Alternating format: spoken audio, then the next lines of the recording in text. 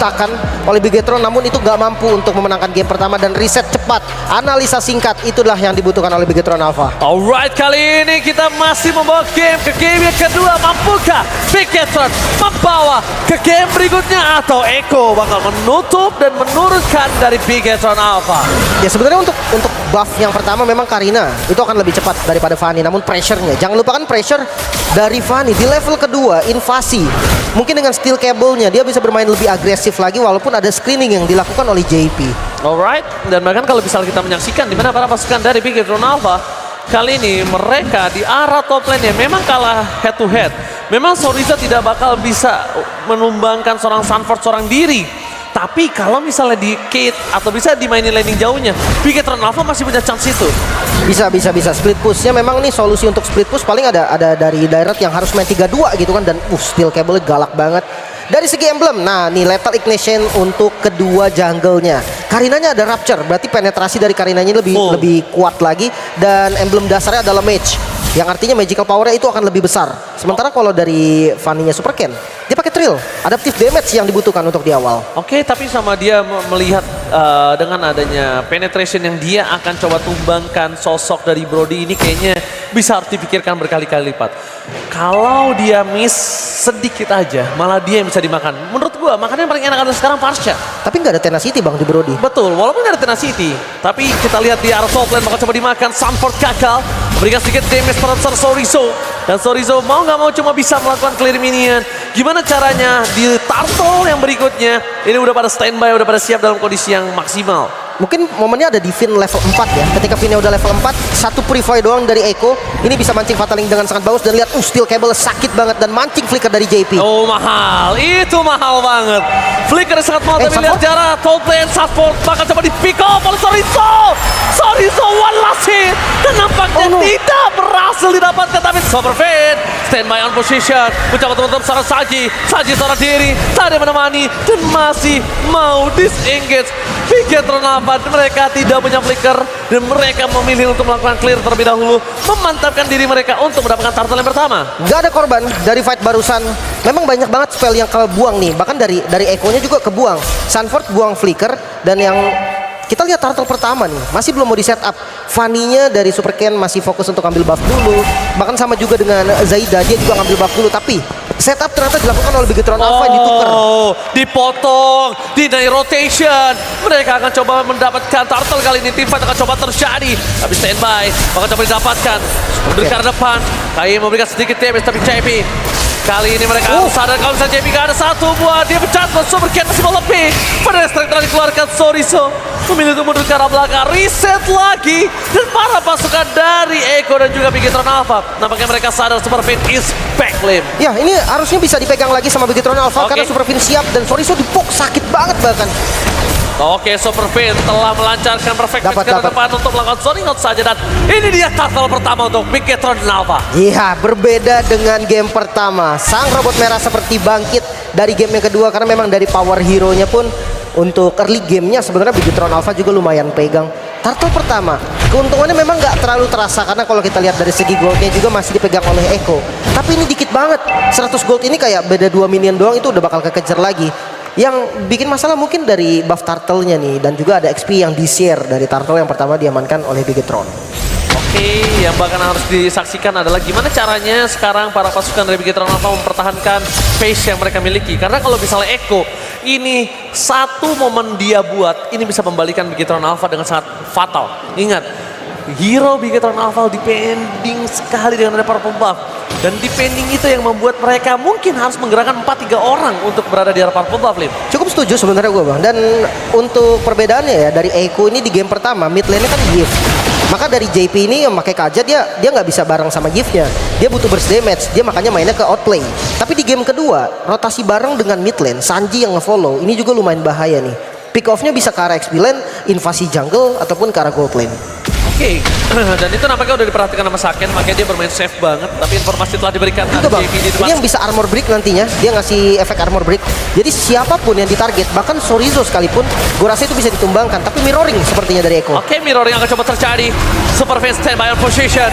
Kali ini di arah belakang para pasukan Bigetron Alpha, mereka berhasil menutup invasi di arah bottom lane dan bahkan dua lane dimenangkan ini.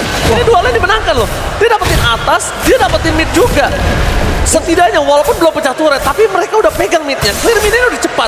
Dan ini bisa membuat Saken space-nya sangat mahal untuk dapetin satu ball point kill di bawah plus sama turret-turretnya. Ini nice banget sih. Iya, lane managementnya bagus banget kalau gue bilang. Masalahnya dapat turtle dan ditarik nampaknya. Tapi David Chasson telah dapatkan satu ball point kill dan akan coba dimanfaatkan dengan turret yang tadi gue bilang. Waduh.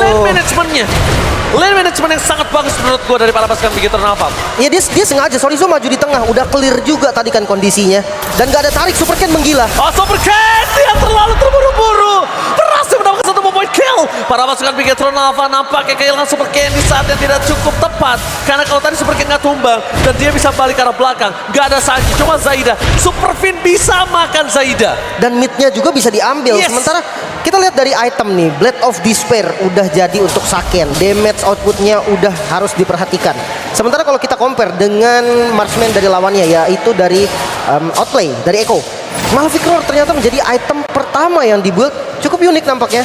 Biasanya Brody kita lihat sukanya pakai Heptasis. BOD. Atau BOD di first item bahkan kalau memang dia posisinya tajir. Tapi kali ini Malefic Roar. Yang penting memang damage outputnya masuk. Apalagi ada direct yang menggunakan War X ternyata. Jadi bisa kita bilang ini adalah symphony of item, bukan symphony of skill.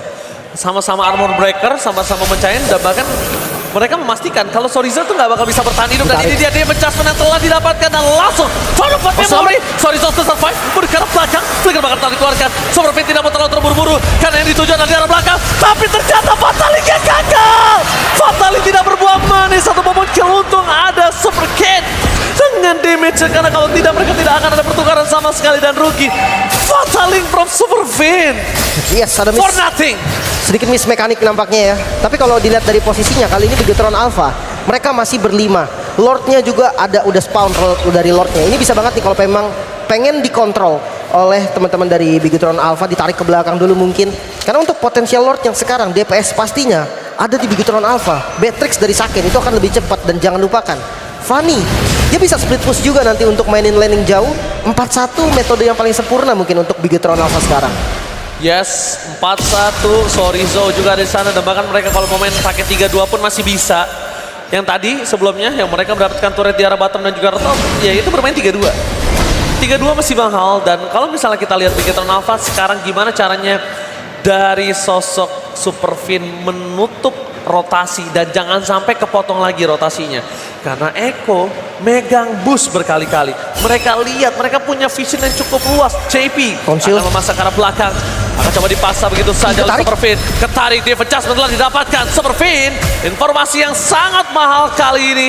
Satu defense adjustment ini sia-sia. Mahal harganya tadi tuh. Wah, ini bagus banget sih. Nggak ada defense adjustment, Finn bisa lebih bebas. Saken juga sama, apalagi Super Ken. Susah banget ditangkap nih. Hanya bermodal dengan outplay berarti nih. Yang bisa nangkap untuk Super Ken sekarang. Dan Lordnya langsung di start.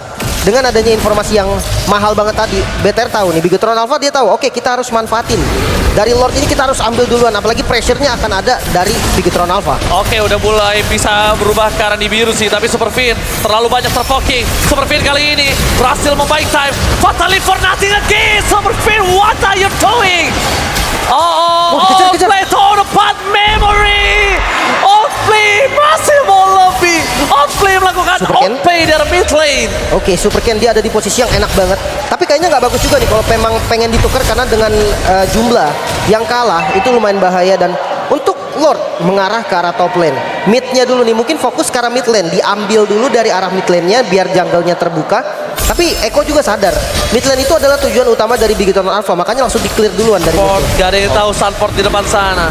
Para pasukan dari Bigetron Alpha mereka masih coba untuk melakukan sedikit poking terhadap Low.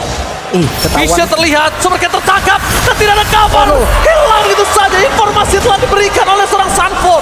Iya. Supercat di sana, seorang diri tadi menemani. The power of retribution menuju ke arah belakang. Para pasukan dari Bigetron Alpha mencoba untuk memakan seorang JP. Hilang satu persatu para pasukan dari Fatal lewat wajah. Dan langsung harus main domin kantong didapatkan oleh seorang Saken. Karena sosok dari saja akan coba dimakan begitu saja. Sorizo ada di depan sana. Kehilangan saja tandanya tidak ada high ground defensive. Jika hilang, outplay tertarik. Apa terjadi? Kematian yang sangat-sangat besar untuk Echo. Sang robot merah yang mampu membalikan keadaan kali ini, best start di arah mid lane yang menjadi tujuan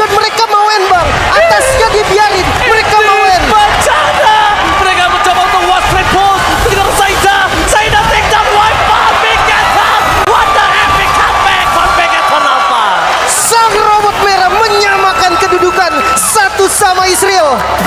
Keputusan yang berani